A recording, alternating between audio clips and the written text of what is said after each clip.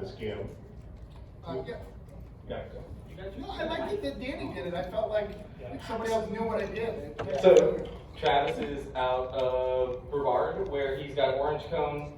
Is it Productions? Orange Cone Productions. He's put together a bunch of his own books as well as anthologies, such as Cthulhu Invades Oz, which we have a cool copy over here. He's here on the show floor. He's worked with tons of great people, both in Central Florida and around Central Florida, both putting their Kickstarters together and writing stories in them. So Travis is going to be awesome in this panel. He was my first ask, absolutely. And then we got Jonathan Hedrick. So tell about Jonathan. Oh, so Jonathan, as you can tell in this cover that we're going to give you guys all before you leave, he's the next Donnie Cates. But no, Jonathan's a guy that we met really early on in this collective initiative thing, and he was nothing but professional before I even knew he was doing a published book.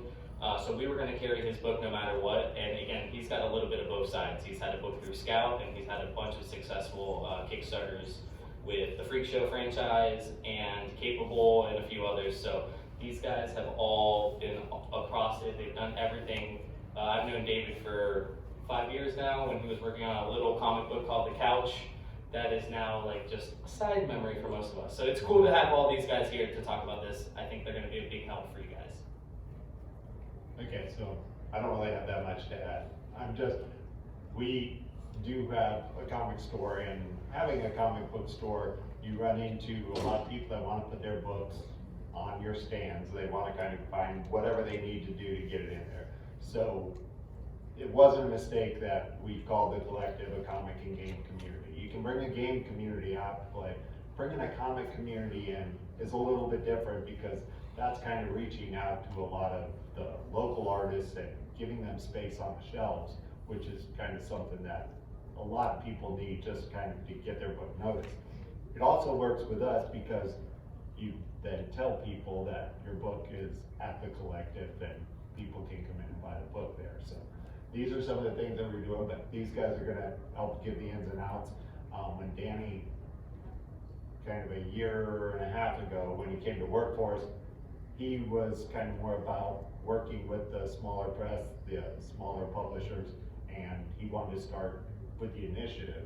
And the collective initiative is just that, where we take the initiative to make sure that we're working with the people that are going to be famous tomorrow. So that's kind of our whole objective there, and trying to give people a bit of a leg up on that.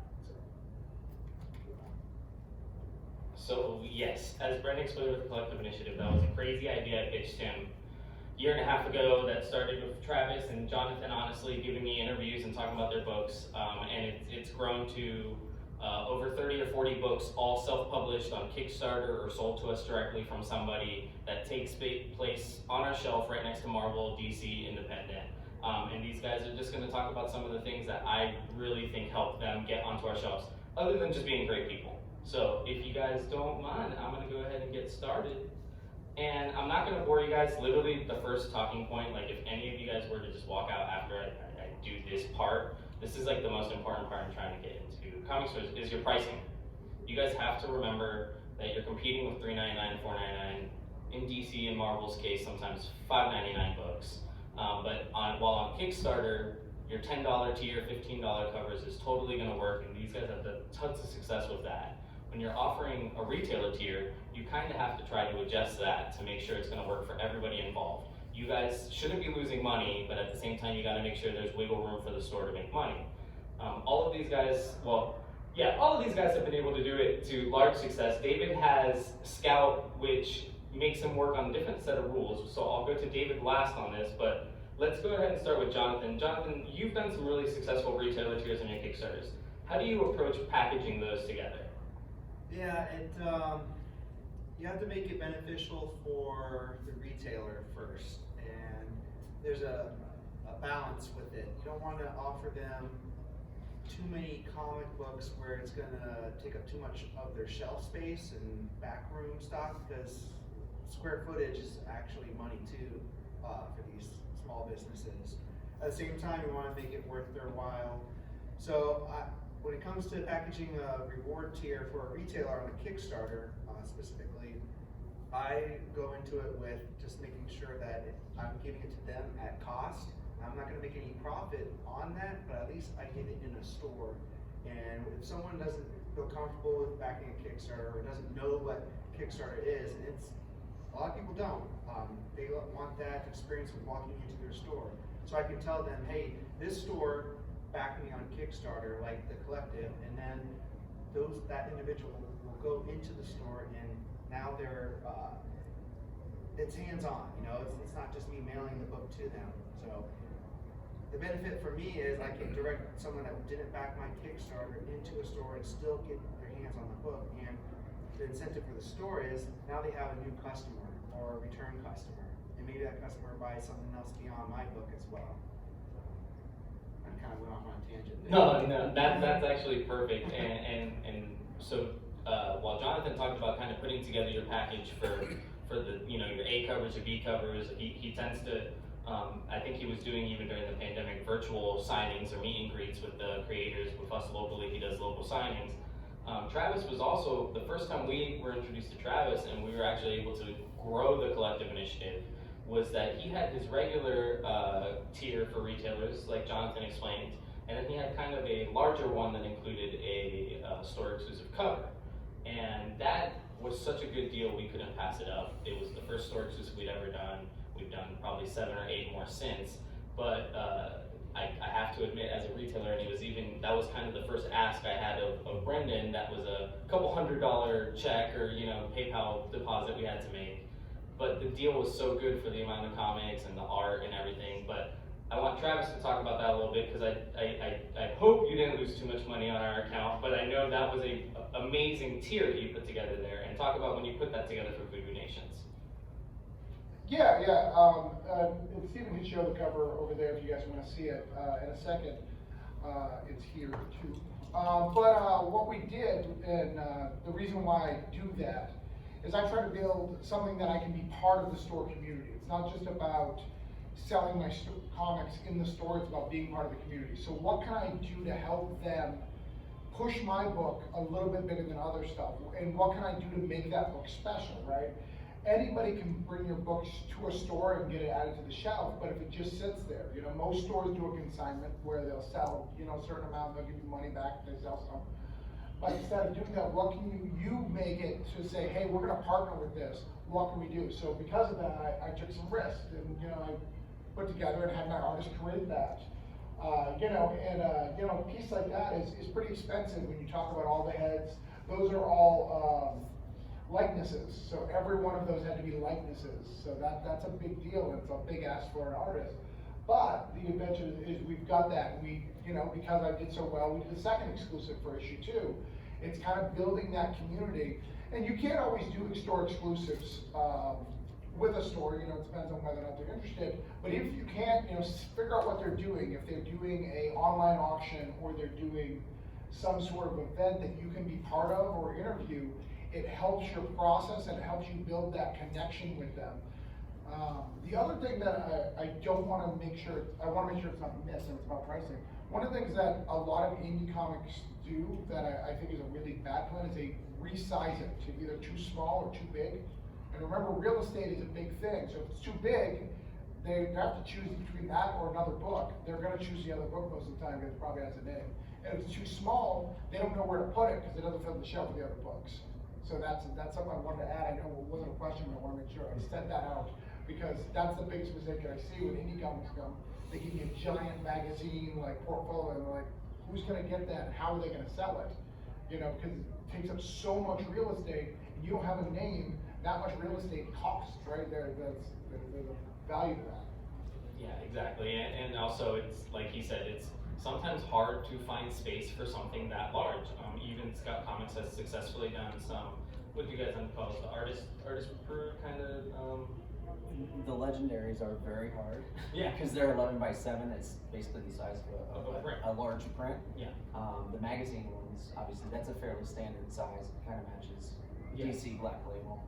So, but we try things, but we try to make it sizes that you're already used to. Yeah, and the magazine can work, especially if you have an artist that's doing awesome splash pages, things like that.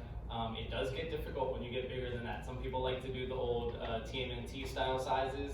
That becomes really difficult because there's no bag and boards that fit that. You also have to think about the supplies that people are using, people want to put those in their regular comic boxes. So there's a lot of things like that. I was actually going to get to that later, but because I have David here, David, you are co-publisher over at Scout. Mm-hmm.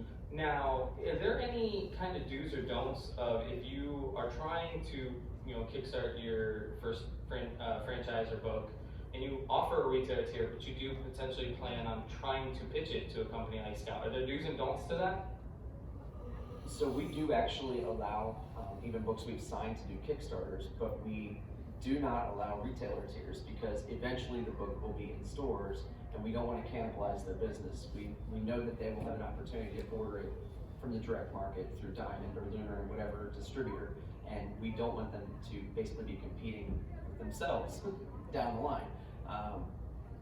Now we do, like myself personally, I still kickstart my books even when I know they're going to Scout, and I don't do that. But I do talk to retailers, and if they want to purchase those books, I will give them to them at a very healthy discount to make it worth their while. I'm not going to stop them from putting them on the shelves. I'm just not going to give the optics that, oh, well, why would we get it from Diamond a year later when we already could have bought 1,000 copies through Kickstarter somewhere. And that's if you guys are hoping, because I think everybody's plan is to eventually get picked up as well. You want your character to be picked up to be in Diamond. You always want to check, like if there is a company, let's say Mad Cave Studios is also out of Florida. If there's a company you're interested in, check with them before you go to Kickstarter to make sure you maybe don't cross any lines that are going to put you on their don't list. That's one of the big reasons I wanted to have David here. Yeah, some publishers will not publish you if you've been on Kickstarter. Yeah, so you just want to check your P's and Q's on those. Both Travis and Jonathan mentioned the outreach and everything. Travis mentioned being part of the community. One of the biggest things I think you guys can do to help, that's one of the things that helped convince Brendan, is the outreach, the promotion, to tell people, hey, this book is at the Collective. That can help bring a couple of your fans. Actually, Jonathan was mentioning it. Not everybody is comfortable with Kickstarter. A lot of comic stores that are brick and mortar have some older customers that have maybe even never heard the word, and the idea of paying for a comic up front without getting it for months and months is scary. We take that risk, and that's what the retailer tier is for, and then they just let people know, whether it's in their Twitter notifications, Facebook, or even their backer updates, that it's going to be in the store. Jonathan has a Facebook page created and everything. Jonathan, how did you start with the promoting of everything? I mean, the Recount Facebook page took a life of its own, really, but how did you start with doing all that? The Recount Facebook group page kind of grew out of necessity. I wanted it to be its own thing because of with social media it can become noise after a while. But if I had one designated spot where I can just say, all right, this is where I'm going to put news out for this particular comic book first, then an audience can grow. And what I did with that is when a new issue is going to come up in Diamond, or like the metal cover for, I knew that it wasn't announced yet, but I was able to feed information to that group like, hey, you guys should really sign up for the Scouts email newsletter. You really should do that. Here's a link to it. And then when it hit, everyone got that email. So it's sometimes social media can work against you because you're screaming into a vacuum. But if you can funnel that into a smaller audience, it could be more beneficial to you. So, just as a side, if you're looking to print your first book, because obviously there's a cost of printing, what is the target number that you guys shot for when you did your initial print run? For me, I tried to make the comic book cost for me to print it less than $250 per issue. So I go into it trying to, if I have to order more from the printer to lower that cost, then I have a price point that I can live with.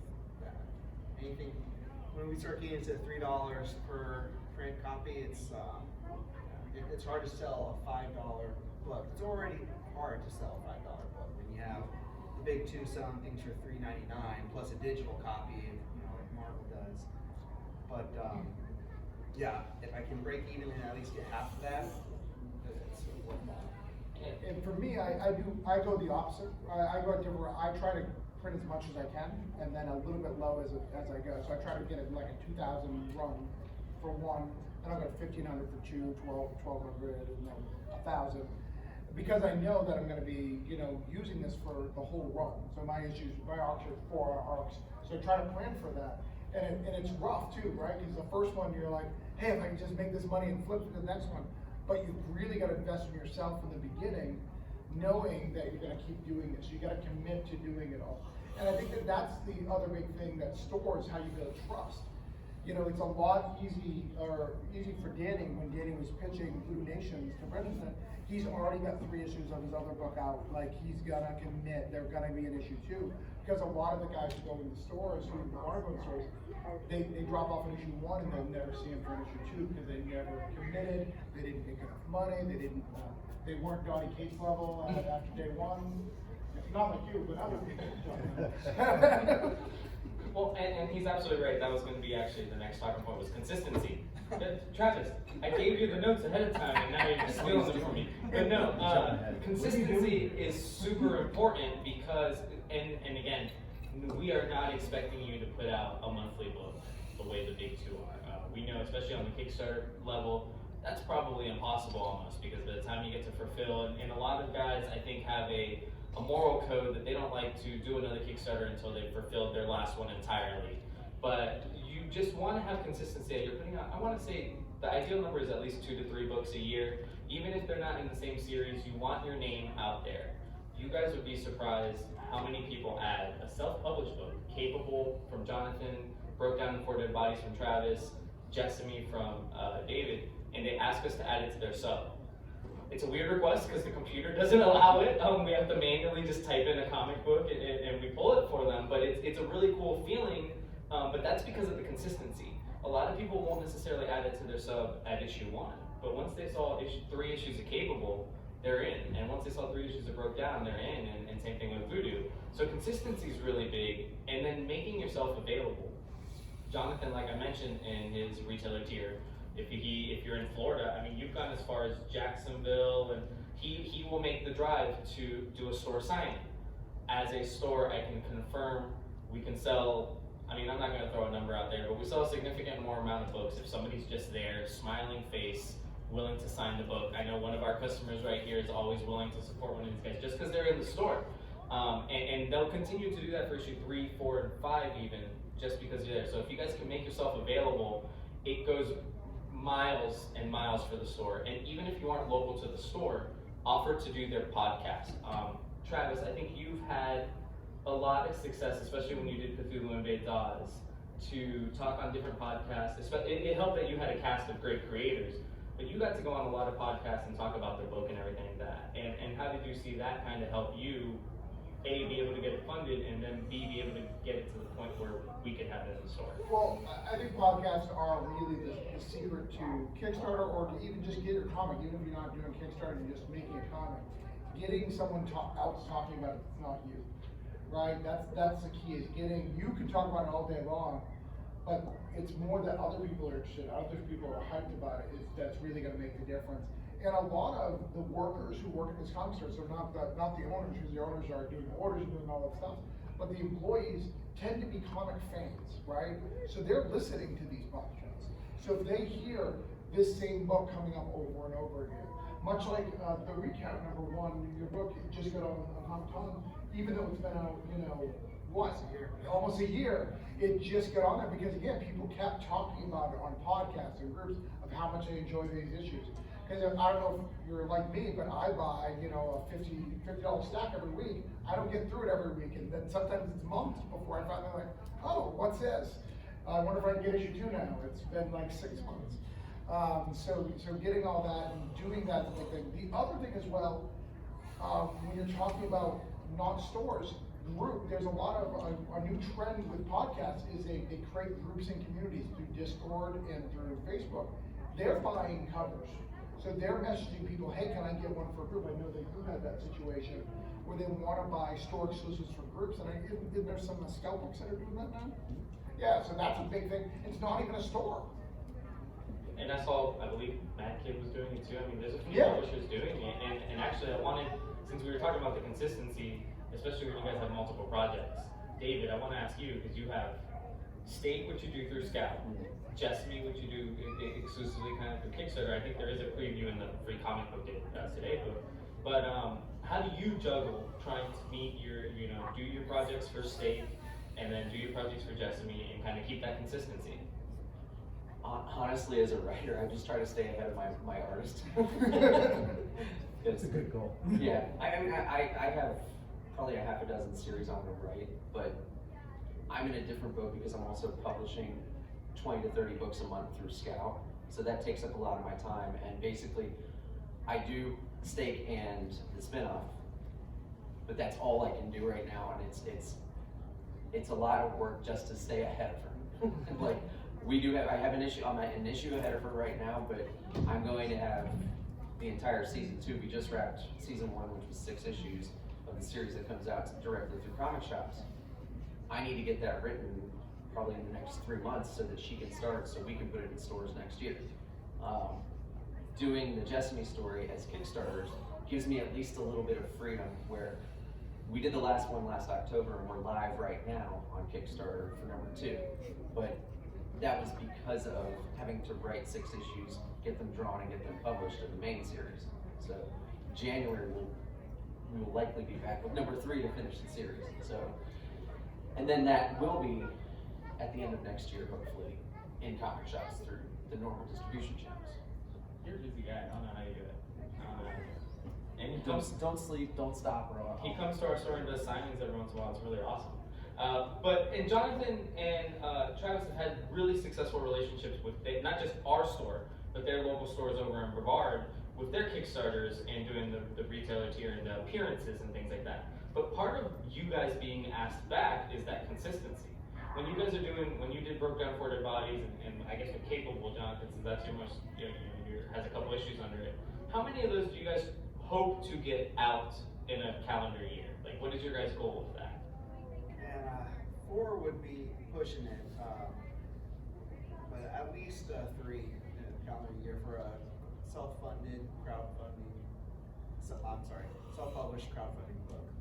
There's an honest number, but 4 would be pushing it. But that would be if a perfect world scenario would be 4.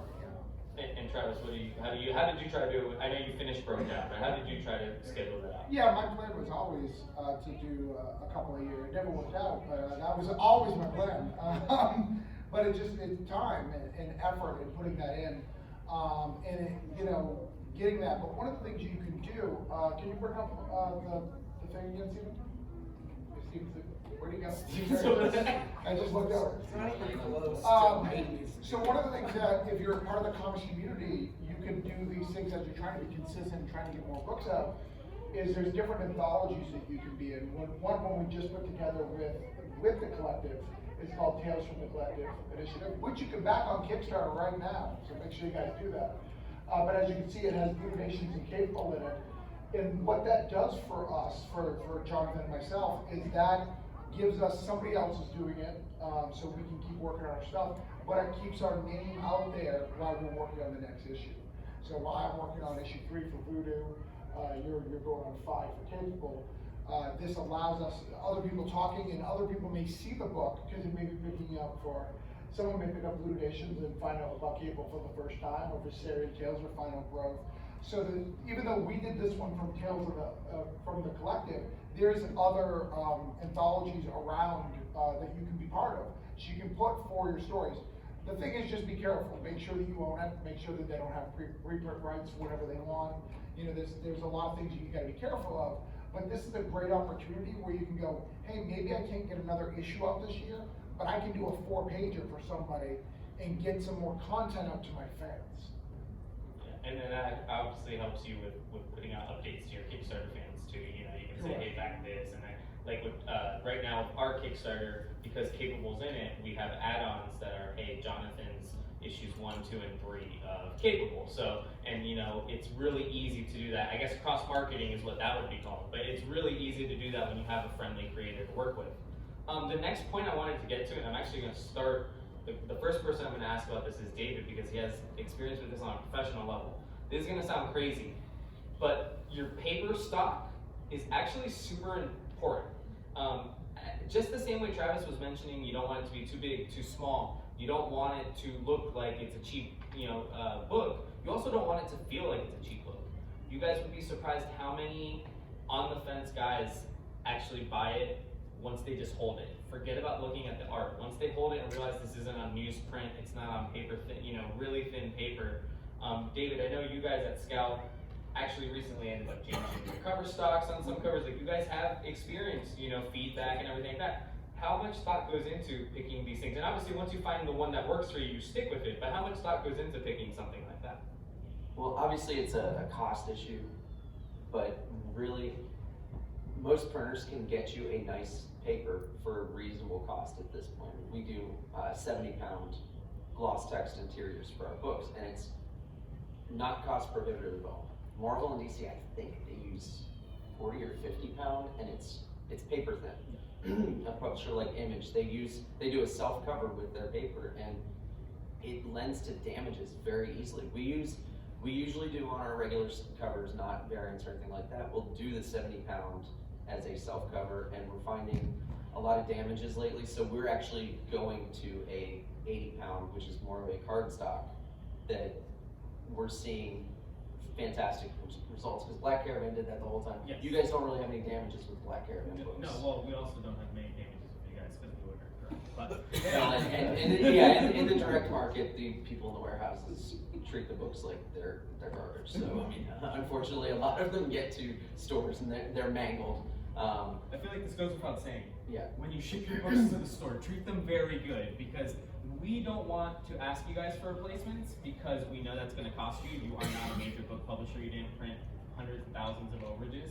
So, I mean, it's awesome when Jonathan and Travis can actually just drop them off at the store. But if you're shipping, let's say, to the Midwest and your comic, made it that far, make sure you package it well, because, a stingy retailer will ask you for replacements if the printers are a little dinged or things like that, and that's going to potentially cost you or cost the relationship. So you've got to make sure you package well as well. And I've had to do that.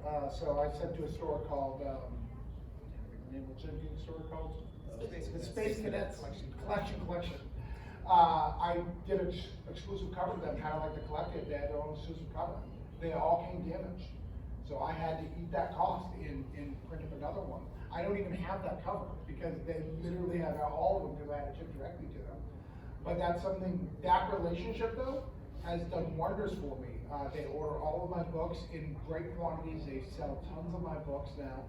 And because she knew I took care of them, even though I'm a small guy, she's also, I have emails with her and publishers going, I love this book. I can sell this book all day. It should be under your publisher.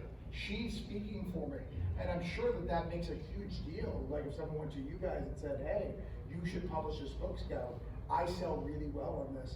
And they know who's a good retailer to them. So that makes all the difference. That relationship has blossomed into some great stuff because of just doing the right thing and make sure they're taken care of. And I actually just want to get Jonathan's take on that, because I know Jonathan also uses, both Travis and David use the same printer. I think Jonathan uses a different printer for his, but I just want to talk, did you have to go through, I know actually you did go through a different printer at once, but you went through some growing pains because one of your first books was printed at a little bit different size, and then you ended up going with that. But can you talk about how you went through picking, your printer and your paper stock, especially for your covers and everything like that?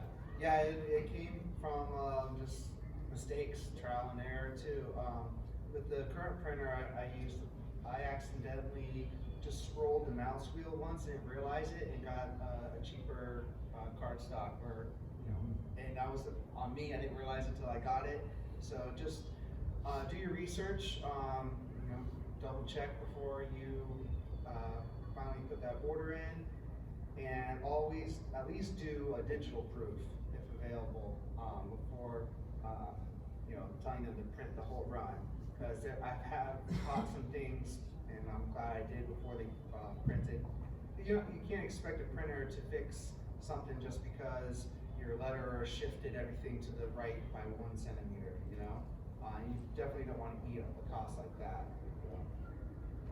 And actually, Travis, didn't you have a little bit of a nightmare with having error copies and assigning, but you still made it work, so it's like, you know, sometimes things don't work out, and you just have to make it work, right? No comics have ever made mistakes ever. No, yeah, I just recently, 2 weeks ago, had all my books were misprinted. So they didn't have the UV coating and they had the flip. Luckily, if you have a good relationship with your printer, they reprinted the whole thing, which is fantastic. So I got really, really lucky with that. But, you know, I had to pivot. I had to figure out, all right, am I gonna do the signing? What does that signing look like if I do it, right? Because now I'm putting the store in a weird situation. Hey, I can come sign the misprint books. Do you want them? Like, it's kind of a weird thing. You know, we made it work. You know, what we did was a replacement program. So I said, hey, I'm gonna sell these misprints, but they said, hey, Danny wrote down the list and everyone got a replacement of all the misprint books. So now they got the rare misprints because I trashed all the rest, as well as a good stock. So it helped, you know, bring some rarity to it, as well as turning a negative into a positive. And one of the other things before I just kind of let kind of David do his whole reason being here, which was just the do's and don'ts if you're trying to do publisher from Kickstarter to publisher. But one of the big things I want to tell you guys about is just be, like I said, be available, but be kind. Travis, I think, was in the building once, but I don't name any names, but we always have the story that there was some creators that had a book that was maybe, I guess the best word I can say is unpolished. They were in the early stages, but they had printed it already and they had copies. And they came out to the store one day and I just had room for them for about 2 hours. I let them sit down and they were the nicest guys in the world. Their book was at a good price. They were willing to get everything go through the register. And that day, and Brent laughs at this, that day they outsold Brian Michael Bendis's Superman for the whole week. In 2 hours, these guys who had a black and white comic, I don't think it was lettered. I mean, and granted, these two guys did it all by themselves. But I don't think it was lettered with bubbles. Like, it was very in the early stages of becoming a comic book. Like I said, they sold 20 plus copies in 2 hours because they're nice. And sometimes that goes a long way. Part of the reason we have relationships like with these guys is because of that. And that goes a long way with retailers. Even Brent notices it was halftime in the back. He's like, oh, that guy's back. I love having that guy here. And even some of our regulars notice it. The last thing before we let you guys get out of here or potentially open the floor to any questions, if people are trying to pitch to a publisher, but you know they want to either get their proof of concept done, you know, anything like that, what are maybe some do's and maybe some don'ts? Like, what did you? I know Stake. You did kickstart Stake once in black and white or in a different format. Was there anything that anybody gave you any advice that if you went back not to have done with it, since it did end up getting picked up by Scouts? Not for me with Stake because I was already working with Scout as a designer, so I kind of knew what I could and couldn't do. But I did, when I signed the contract, it was already in place when I was going to do the Kickstarter. I said, look, I've already planned this Kickstarter, I'm gonna do it. And they're like, well, okay, that's fine. Just when we take a book to Scout that's already been on Kickstarter, we need it to be different somehow. So we won't reuse a cover that was on a Kickstarter. If it was black and white, we might ask that it be colored. More material. Sometimes people on Kickstarter will do a 40-page issue. We'll turn that into 2 20-page issues, but ask for a couple more pages because while 20 is an industry standard of basically the bare minimum of pages, we try to hit 22, 24 for an issue just because if you're charging $4 from the direct market, it kind of feels a little light if you're 20 pages. Otherwise, it's, you know, if you want to specifically publish with a particular company, do your research before you do a Kickstarter. Because you may not be able to do it with them after the fact. So if, I don't know, like say Aftershock, they take ownership of the book usually. So you don't want to have it been Kickstarted because they're probably not going to be interested. And I know Image, I think, doesn't. Well, Image is actually, it's a whole different model. You're still a creator owned and they take a fee to publish it for you, but they have a very long list of creators trying to get in there and it's incredibly hard. And even if you get picked up by Image, it may be 3 or 4 years before your book ever sees the light of day. And actually, David's been able to take it. You actually are part of the pitch committee, I guess. Is it a committee? Are there any, just because I think a couple of people here want to try to, potentially do their own books, are there any suggestions you have for people when they are pitching a comic book, whether to a publisher or obviously I'm assuming anything that if you're pitching to a publisher, that's the way you pitch it to a store a little bit too, but any suggestions if people are pitching something? Actually read the submission page. Because we get a lot of submissions that are, they clearly didn't read what our requirements are, and I'll be 100% honest, one of the things that's on there in really big letters is don't send a zip file, because if you do that, I'm probably not even gonna open it, because I can't look at it straight from my email. So unless you put a really good pitch letter with it, I'm very unlikely to open a zipped submission, because then I have to download it to my computer separately, I have to go to take multiple steps, and I get, through our submission board, we get 10, 15, 20 submissions a week, so I don't have time to take extra steps just to see a book that we're likely not gonna pick up. Well, let me ask, so follow up on that. Do you take submissions from people that are just writing or just art submissions, or does it always have to be a complete something working, like the art and the words and everything? Yeah, the minimum we ask for is a sample cover and 5 complete pages, so that we have basically a feel if the person knows how to tell a sequential story, what kind of decision making they make based on the cover. I mean, because covers are very important when selling comics. Don't judge a book by the cover, but in comics that you get judged by the cover. And I spend a lot on my covers, so I think I said to Travis a couple weeks ago, please judge me by my covers, because it's going to be reflective of what's inside the book. So, no, it is, and it's all spelled out on our submissions page. You need a synopsis, a log line, and don't be afraid to give spoilers in your synopsis, because you're asking us to publish a book. Tell us what that big twist is. Don't make it a secret, because if we don't know it, we're probably not going to be interested. And actually, that was going to lead me to my last thing before I open the floor to if there's any questions. But I think all three of you can agree.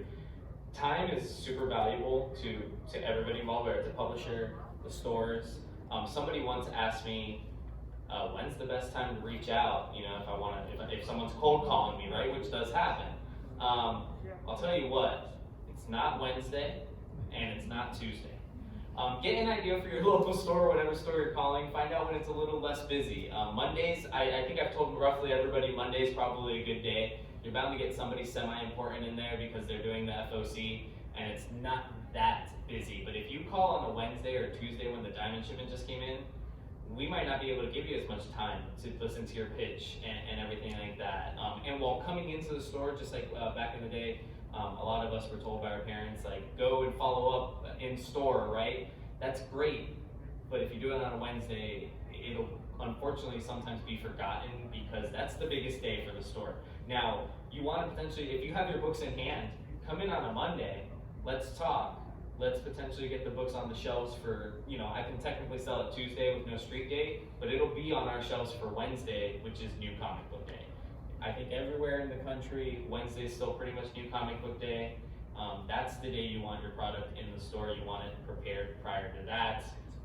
All the new product ships on Tuesday. But yeah, don't call people on Tuesdays or Wednesdays. Mondays are great. Usually says Thursday.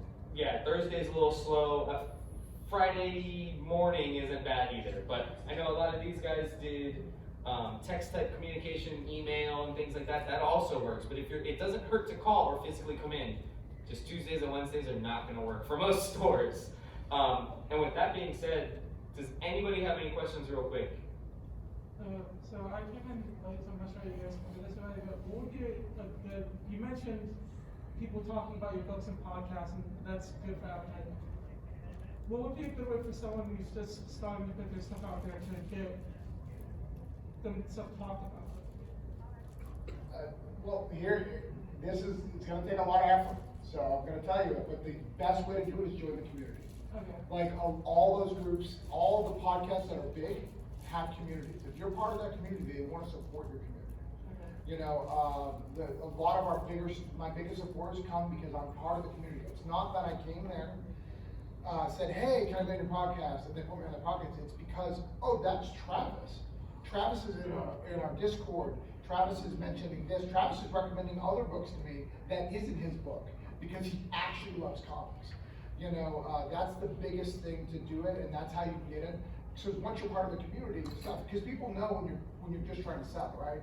When you just have a Kickstarter live, or you just have your book published. Hey, I just wanted to let you guys know to check out. I hope this is okay. No, it's not okay. Like, join the community. That's the quickest way to just become noise. Is Right. All you do is show up and just talk about yourself. So, Go in and start talking to everybody else. so show that you're passionate about the comic medium, because if you're not passionate, no one's gonna care. Yeah, but share your stuff. Like, share a page. Say, hey, this is my latest page. What do you guys think? Don't be afraid to share your stuff, but make sure you're contributing in other ways besides just sharing your stuff, because nobody wants to be sold to, Yeah. right? Especially, we're here at the con. How many people have gone, I love it when you guys grab me and bring me to your booth for things I don't know interested. It works the same way on the internet. I think in the Discord just a couple weeks ago when Francesca gave me her sketches, those guys love the fact that I just brought it in and asked what they thought. Yeah. I wasn't trying to sell them anything. I was just like, hey guys, I actually need your opinion on this. And It's they love essentially, that. it's essentially networking on that digital level. I honestly want to say that's how we found, I hate to say that. That's how Jonathan fell into our lap a little bit. We were in the same type of Facebook groups. I had already kind of met Travis, and then Jonathan just was like, hey, I have 2 or 3 books, let me send them to you and come on your podcast. But like Travis said, you want to be involved too. You want to bring something to the table that isn't just your project, because then, like he said, that'll just become noise. You want to, also check out other people's projects. Be constructive, be positive even. Just, oh, that's awesome art. Then they'll want to in turn promote your book. On Kickstarter. Yeah. Yeah, and you'll notice we just did our first ever Kickstarter, and I'm seeing a lot of backers that come from these guys' different projects or whatnot, and I see backed 800 projects. So like, there's those people that are passionate, and they're gonna do it in a chain like that. So just make yourself available like that. I've met a bunch of people through these guys that I'm meeting for the first time here on the con floor, and it's that type of connection that it's like, I want to carry you because they've said good things about you and your book looks great. You do it So, for free for people. yeah, you want to contribute. That's pretty much, yeah. And then I think we saw one more question. So, on your larger kind of like your graphic novel, under the style books, what kind of price point are you looking for? When you get something that's 100 plus pages or something like that, and you're trying to move it around, are you looking for a $10 print price, so 15? What are you looking at? So I'll let Travis answer first. I know, so I'll admit, we're $19.99 would be perfect. Probably unrealistic for most of, even for Travis in most cases. I think $29.99's the kind of that really, really acceptable. Unless you've got something like Travis, who with Cthulhu Invades Odds, how many pages was that? It's 164, but even this, so this is $29.99 retail. But that's a hard price point for them, I'll be honest. It is, because it really should be 20. It can sell as $29.99 because of the content, right? Cthulhu, people know what it is. But if I was selling, even my book broke down in 49 Lives or Voodoo Nations, I wouldn't even pitch it to them at $30 because they couldn't sell it to them. Because to get a really affordable print, you got to print a lot. They're about $10 a book. If you can get it down cheaper, that's great. But you got to go the next extra mile when you're doing original graphic novels. You got to make sure it has UPCs. You got to have all that for them. They're not going to even look at it if they're not. But yeah, trying to get it to the $20 price point, if you can, that's great. You're going to make about $10 profit. Those books, I'll be honest, they cost me about $7 when it was all said and done, but I printed like 5,000. So, it was a big thing. Yeah, you also have to find a price point that's comfortable for you. Right. You still have to, even if it's break even, you have to figure out where you have to be for that. I mean, at Scout, we're lucky. When we're printing a trade paperback, we're doing sometimes 1,000 up to 6,000, and that drops the price to, it could be a 160 page book that's like $4. So But when when we do a smaller run, if the book didn't have a ton of orders, we might do a digital run where $14.99 book, we're paying $6 to print.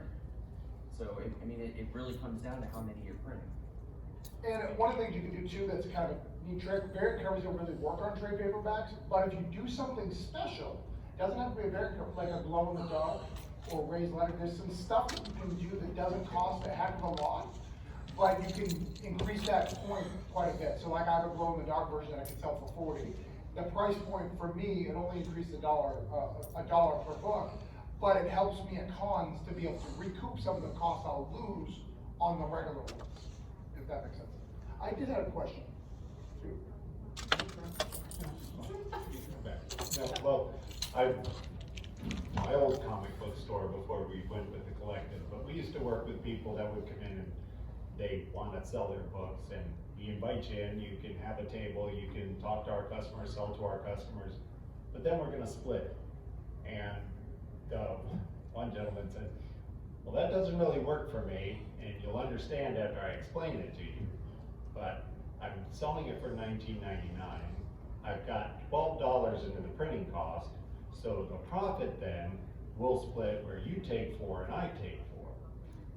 And for a store, if you're selling X-Men for $20, your profit margin is gonna be this. You're pretty much looking at about 50%, you know, and then you've got shipping, you've got everything else that a business has to pay for on top of that. But you gotta be thinking that. That's why we can split it with them, because you're gonna take $20 out of the customers, out of the store's cash pool going into that Wednesday. You know, we need to make that, and that's kind of like one of those things that kind of works for everybody. So that is what you gotta, and sometimes you might have to go ahead and say, I'm gonna be eating $1 on every book I sell, or whatever else I'm gonna be, but you're getting the book out there. So it has to have some kind of passion behind it, because you're not gonna be quitting your job on the first book, is where you are with it. So I think we are ready to wrap up. What did you want to say? It was more for the audience. I hear that someone has a birthday here. Oh yes, I did hear we have a big birthday guy. Can you come here for a minute? See that Cthulhu book that's on the monitor? Just take that book. So that's been signed by all of us, and we want to wish you a happy birthday, man. And keep doing it, man. Keep writing comics. Like it's really, really cool stuff. But that's on us. We appreciate it, and so enjoy that. Thank you so much. No problem. Happy birthday. And actually, before you sit down, since you're here, you could be the first one. Anybody who stayed on your way out, we'll hand out these. Jonathan can sign the first one here, but actually, Jonathan, mention what booth you're at so they can stop by your booth and get it signed. 17A. Yeah, we're 17A by Second Sight, just outside Artist Alley. But everybody who stayed gets one of these exclusive covers featuring Donny Cates for free. And we did have Donny Cates' approval for this. I don't know if they're kicking everybody out or whatever, but if you did have something else that you wanted to say real quick, Yeah. you know, or talk to these guys. Yeah, just ask us. And if you guys each want to shout out your table number just so that they know where they can find you. I'm at 137A. 17A. 46FA. We have a big scout booth, so come on by. We're giving out free comic book day. Woo! Thank you, guys. Wait, I forgot to tell you, you did not miss Free Comic Book Day. The collective is running Free Comic Book Day next week up in Altamont Springs, so you did not miss it today. We just pushed it back, since it was already pushed back from the first Saturday in May. We decided we could push it back later, so hopefully we'll see you guys all out there. Full Free Comic Book Day, we haven't given away anything yet. Feel free to ask us. There's the cover. Has our logo on the back, so you can always find us on social media.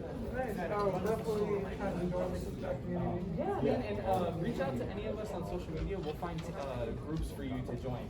Everybody's on. I can just make Oh, nice.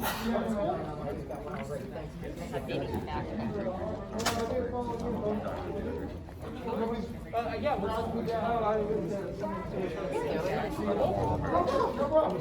I chucked the whole. What's up? Yeah, do it.